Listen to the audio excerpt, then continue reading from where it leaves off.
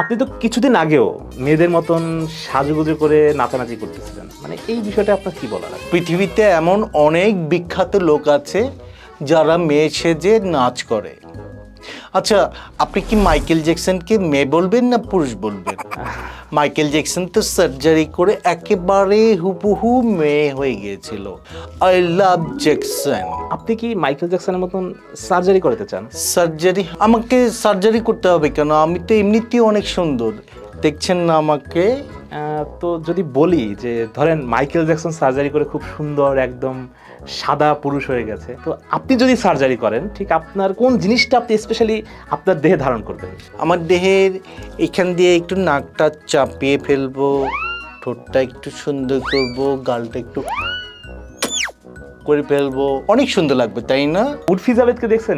Recently সে তার সার্জারির মাধ্যমে তার ঠোঁটের একটা পরিবর্তন আনছে। দেখেছি, আই লাভ উর্ফি। উফ।